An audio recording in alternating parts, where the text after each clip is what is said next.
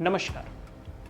अभी कुछ समय पहले एक इंसिडेंट हुआ जिसने सबको सोचने पे मजबूर कर दिया। एक आदमी ने अपना एक आखिरी वीडियो रिकॉर्ड किया और उसके बाद सुसाइड कर लिया।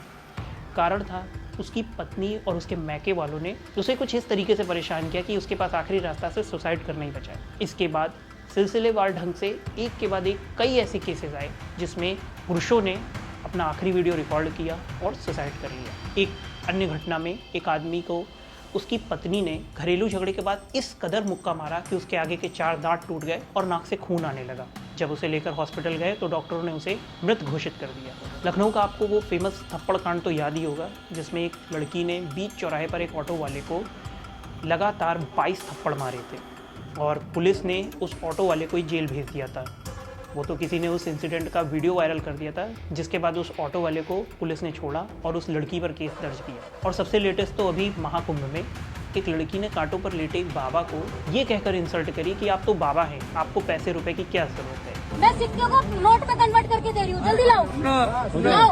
आप तो अभी तो बैठे थे, आपको तो पैसे की कोई मोह माया नहीं थी। जबकि उनके पास मुश्किल से 1000 से 2000 रुपए ही आए थे। ये सारी घटनाएं ये दिखाने के लिए काफ़ी हैं कि पुरुषों पर अत्याचार दिन प्रतिदिन बढ़ता जा रहा है, साथ ही महिलाएं काफ़ी अत्याचार कर रही हैं।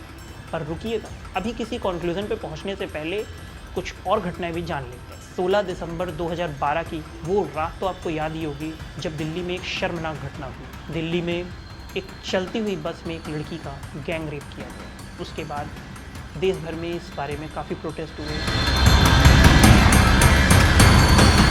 पिछले साल कोलकाता में एक महिला डॉक्टर का रेप किया गया और उसके बाद उसकी हत्या कर दी गई।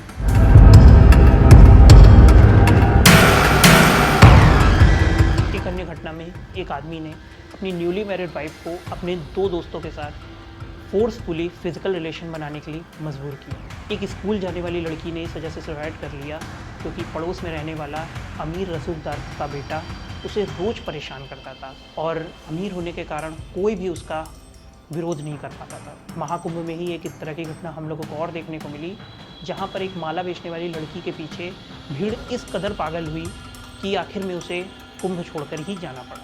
अब तक आपका नज़रिया बदल चुका होगा। जो महिलाएं अत्याचारी लग रही थी वो अब पीड़ित लग रही होंगी और जो पुरुष समाज डरा हुआ लग रहा था वो खुद अब अत्याचारी लग रहा होगा। तो कन्फ्यूज़न ये है कि गलत कौन है, महिलाएं या पुरुष? इसका जवाब है कोई नहीं। हम कुछ घटनाओं से पूरी कम्युनिटी को गलत या सही मानने लगते हैं, जबकि हर इंडिविजुअल अपने द्वारा किए गए कार्यों के लिए खुद जिम्मेदार होता है। ऐसे बहुत से लोग हैं जिन्हें सब कुछ मिलता है फिर भी वो गलत संगत में पड़कर गलत रास्ते पर चले जाते हैं, और बहुत से ऐसे लोग हैं जो सब कुछ गंवाने के बाद भी सही रास्ते पर चलते रहते हैं। इवन हमारे भगवान श्री राम के भी जीवन में 2 किरदार थे। एक थी माता कैकेयी जिनकी बुद्धि अयोध्या में भी रहकर मैली हो गई थी। दूसरे थे रावण के भाई विभीषण जो लंका में भी रहकर कभी गलत रास्ते पर नहीं चले। एक ने भगवान को अपने राज्य से निकलवा दिया, दूसरे ने भगवान के लिए अपना राज्य छोड़ दिया। तो ये हर किसी की अपनी चॉइस होती है कि वो कैसा बनना चाहता है। समाज परिस्थितियाँ केवल हेल्प कर सकते हैं, but ultimate decision her individual का खुद का होता है। फॉर एग्जांपल, कुछ पुलिस वाले करप्ट होते हैं तो कुछ ऑनेस्ट, कुछ पॉलिटिशियंस ग्रीडी होते हैं तो कुछ सही, कुछ डॉक्टर्स ग्रीडी होते हैं तो कुछ नहीं। तो ये हर किसी की अपनी अपनी चॉइस होती है। कभी भी किसी को भी कुछ गलत करते देखिए तो उस इंडिविजुअल की वजह से पूरी कम्युनिटी या रेस को गलत ना माने। हो सकता है वो उस पूरी कम्युनिटी में गलती करने वाला इकलौता शख्स हो, या हो सकता है कि उस पूरी कम्युनिटी में वो इकलौता सही शख्स हो। तो अपनी सोच बदलिए, देश भी बदल जाएगा। Thank you.